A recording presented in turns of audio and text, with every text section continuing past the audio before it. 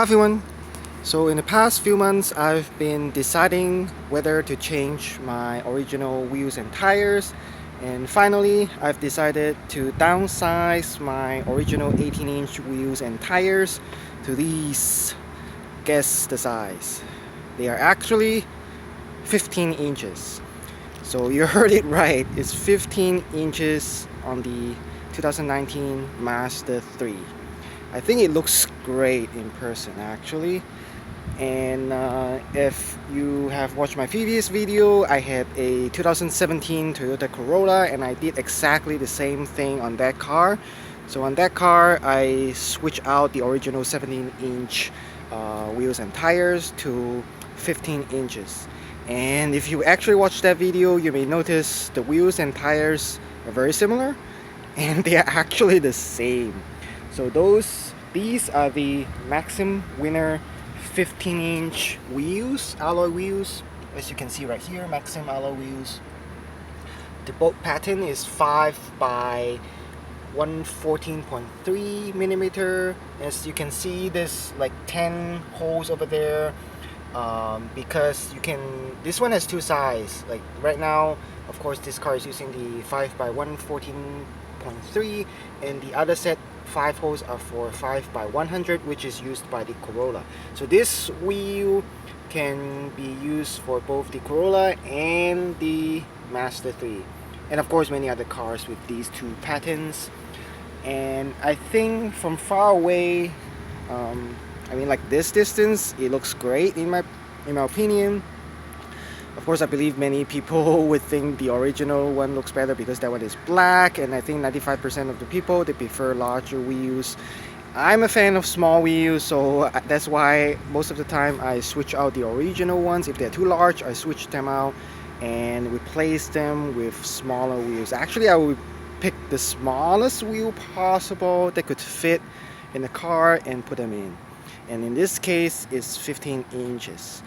And before that, I was skeptical if the 15 inches would actually fit, because I searched online and I could never find any pictures or anyone that has put on a 15-inch wheel on a Gen 3 or even, this one Gen 4 Mazda 3 before. I know the Gen 1 and Gen 2 Mazda 3, they you can fit in a 15-inch wheel on the, at least not the Mazda Speed 3 models. Because like the base model, I think both the Gen 1 and Gen 2 came with the 15-inch wheels, but for starting from Gen 3, the smallest wheel size offered by the factory, is 16 inches. So the base models, Mazda 3 from Gen 3, of course, and this one Gen 4 is 16 inches. So I was like, with 15 never fit, because like, the newer generation, they kind of increase the brake sizes. So, that's why maybe they have to go from the smallest 15 to smallest 16s. And the trend right now in the automobile industry is like increasing the wheel sizes. I don't know why. But I guess because most people like bigger wheels, like I think most people, if they change the wheels, they'll upgrade, like upsize it instead of downsizing like I do. I'm in the minority right here, like the minority 10%. Like I think some people may switch it from a 18-inch original wheels to even 19 or even 20. I think this car, the largest you can fit is 20 inches. And then, so let's look at it again. This one, the size of this one is, for the wheel is 15 inches by 6.5 inches. So 15 inches in diameter, and then 6.5 inch in width. And then for the tire, it is 195 65 R19. So it's right here. Not sure if you can see that. Let's see. Yeah, this is just dirt over here. So 195 65 R19. Of course, this is not the original, none of the original recommended size, because like I said, it doesn't even come with 15 inches. So the original one is 215 45 R18 black alloy wheels, and then on the base sedan model, it's a 205 60 R16. So Mazda 3 has a slightly larger diameter on their tires, like the Corolla. They for the 205 they use 205 55 R16, but the Mazda 3 used the 60 series. Yeah, but this one is exactly the same. Like I said, exactly the same as my older 2017 Corolla, that the one that I replaced. So that one also have the 195 65 R9 R15, but that one the brand of the tire is different. This one is the Hankook, same brand as that one, but the model is Kinergy, as you can see over here. That one I think is the optimal. Of course, I research online before I buy them. I don't just buy them randomly. I research for the lightest wheels and tires possible. So this 15-inch wheel is the lightest I can ever find on discount tire website. Um, so the weight of the wheel is unbelievably light. It is on the website. It states 14 pounds, but I found some websites saying it's only 13.2 pounds. So this is extremely lightweight, even for a 15-inch wheel.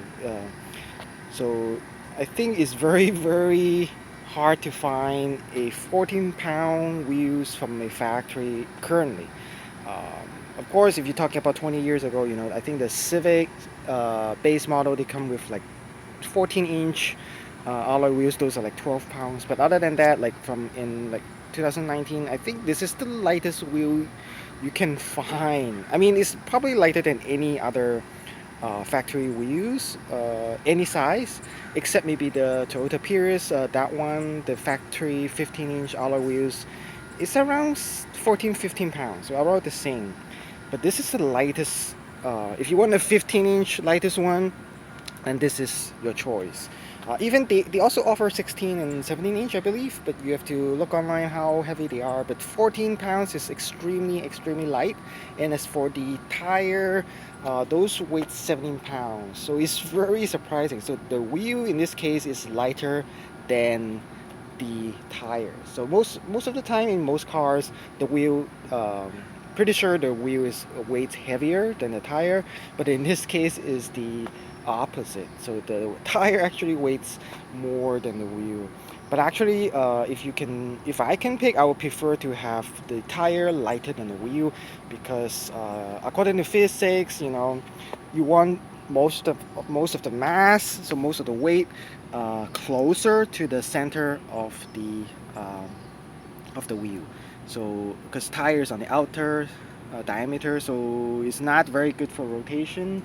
I mean, you want most of the mass to be more, I mean, closer to the center. That's what you want. But it's good. I mean, so combined weight is of course 14 pounds plus 17 pounds per corner.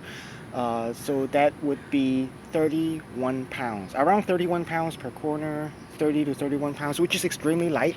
And the original one, the original 18, I think the wheel, I don't have the exact number, but the last gen Mazda 3 is in the range of around 25 to 28 pounds, so it's very heavy.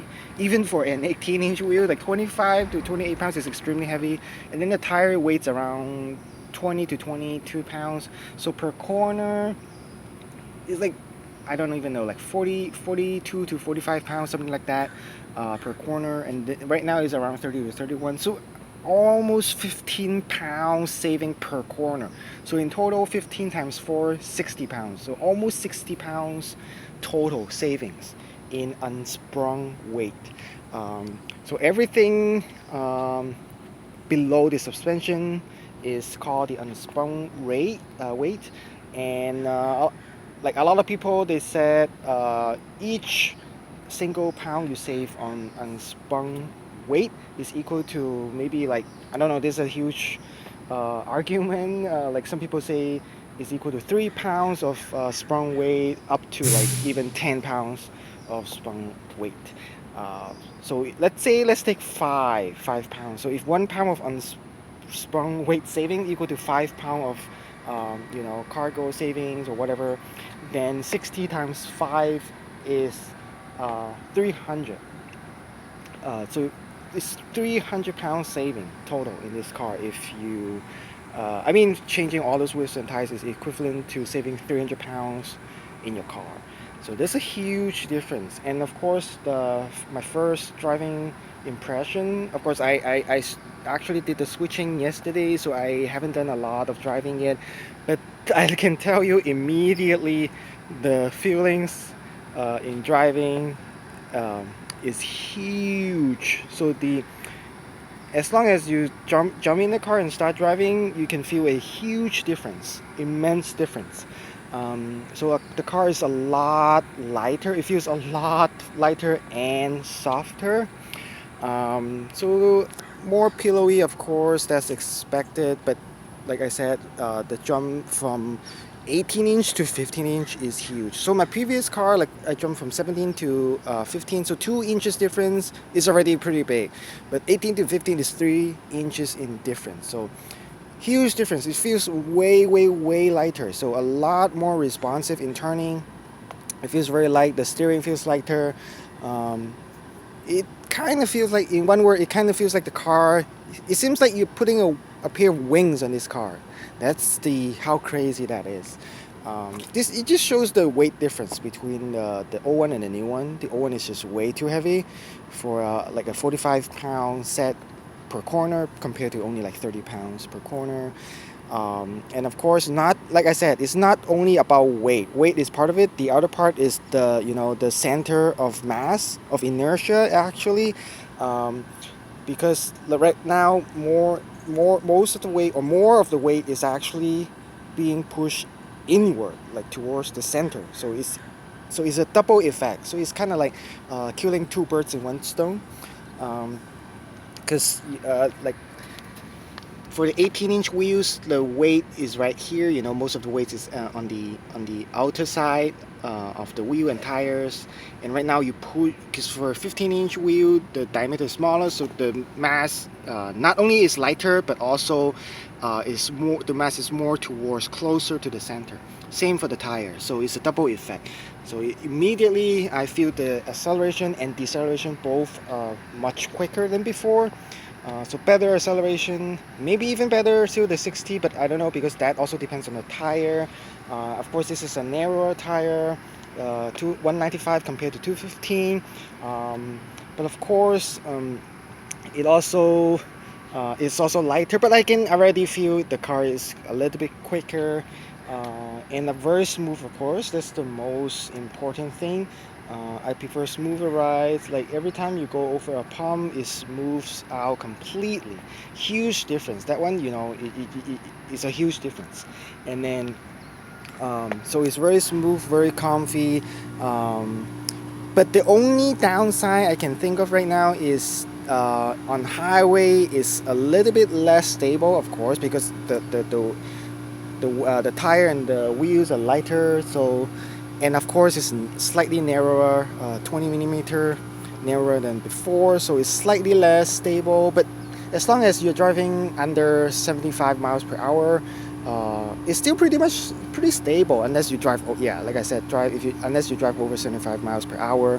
And then actually one more thing is the steering. I mean, cornering, you may feel less confident with this new set.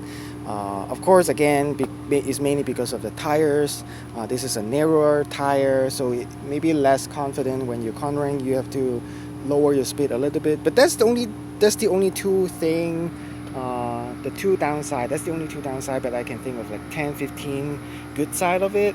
And of course, the gas mileage. Of course, just one day, but from the trip computer is already at least 10% better than before. So for smaller wheels and tires, you get better fuel economy, smoother ride, more comfortable feeling, and of course better acceleration and braking. Also give you less wear and tear for your suspension. And then As for the looks, is it depends. It's your own opinion, so I cannot say about that. But I like the look so far. It looks like the go-kart wheels and tires, and also kind of like the F1, because the F1 and the go-kart, they both use small wheels and big sidewall. So it's kind of like this one. So it depends. Some people like the looks of small wheels, like myself. But I think also there's also a lot of people they think bigger wheels looks better. But that's up to you. Um, and of course, one more benefit is the cost. So 15-inch tires and wheels cost way less than 18-inch. Even 17-inch or 16-inch, the smaller, the usually in general is cheaper. So if I want to upgrade to 19 inches, then it probably costs twice as this set. So for the cost, this one, the Maximm Winner, each one costs around, if I remember correctly, is around $90 each. So for a set of 4 is $360, and then for this Hankook tire is around, I think, around $75 each. So you can do the math. My previous one, actually the same price, like from 2 or 3 years ago. The wheels the same price, but the tires for that one, the Hankook Optimal, that one is actually $50 per tire. So this one is $25 more per corner, just only because of the different tires. But I think this one, I'm not quite sure, but from the name of it, sounds like this is a fuel efficient, low rolling resistant tire, but I'm not sure. So maybe it's worth the $25 extra per tire, I don't know. And so that's pretty much my opinion on that. I think it looks great. I'm a more practical person rather than looks, so this is a perfect thing for me. And again, let me know if you have any comments or questions. I'll try to answer that. If you ask me, of course, I'm pretty much biased. So if you ask me whether to upsize or downsize, I'll definitely say downsize, because I'm a more practical person. The only benefit you get from upsizing is just for the looks mainly. This one has tons of benefits, like I said, fuel economy, acceleration, braking, ride comfort. Yeah, a lot of benefit for going smaller size, less wear and tear, everything. The steering is better, faster response, more responsive, more agile. Definitely the car feels a lot more agile. It feels very light. It feels like you give it a pair of wings. But let me know if you have any question about the cost. Those are from Discount Tire, like I said. This is the lightest, probably the lightest thing you can ever find. 30 pounds per corner. You cannot beat that. But I'll let you know. Maybe this 0 to 60 times is slightly better. I don't even know. But I'll let you know. Maybe I'll post an update video. And yeah, that's pretty much this video. If I forget something, I may make another video. But yeah, actually I want to say one more thing.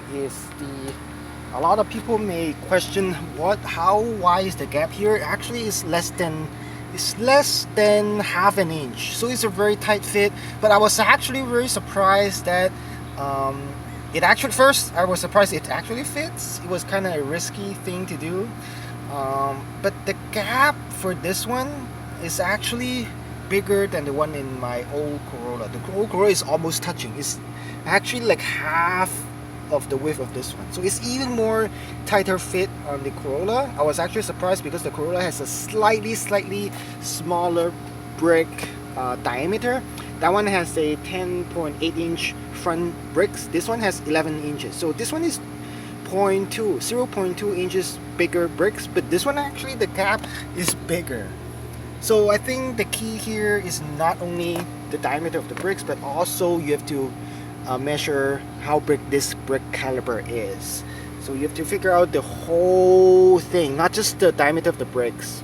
But on the website, the only number you can find is the brake diameter. You can never find the size of the brake caliper itself. So that's why you have to do it in person. One thing you can do is take a measuring tape or a ruler, measure on the original one, not this one, of course.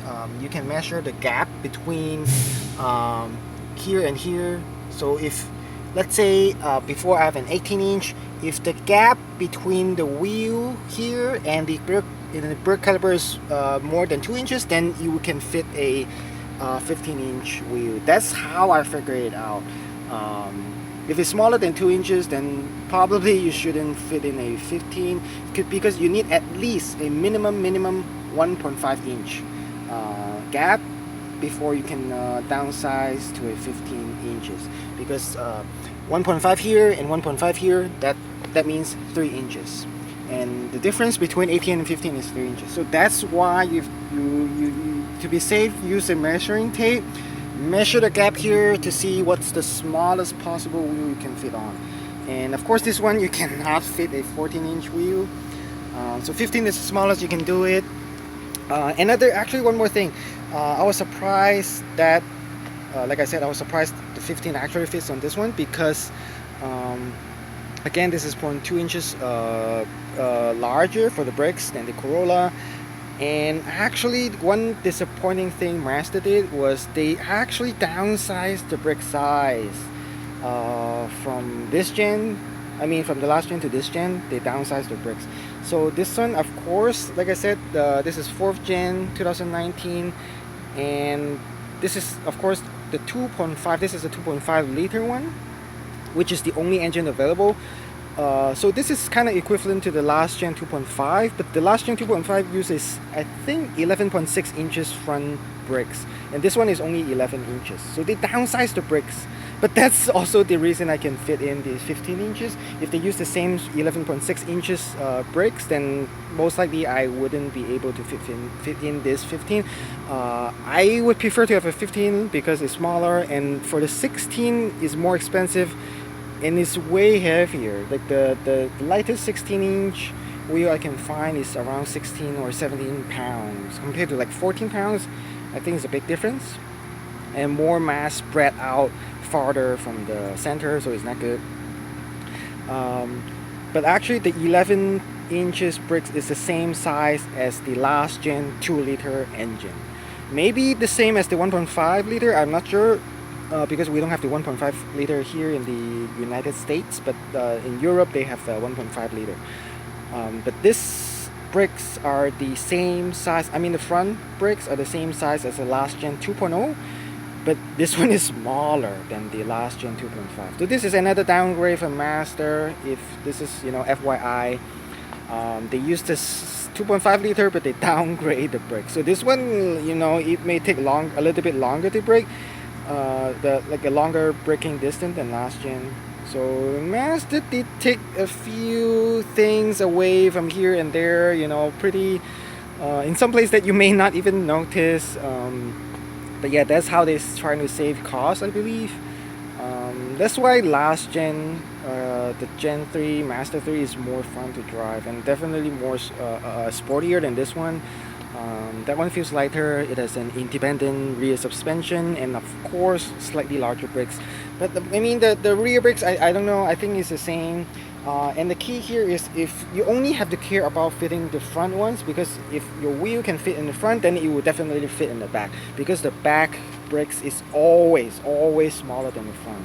So if you can clear the brake caliper on the front, then you can also clear the one in the back. But yeah, this is the video. It's pretty long already, so I'm gonna stop it here. So thanks for watching and have a nice day.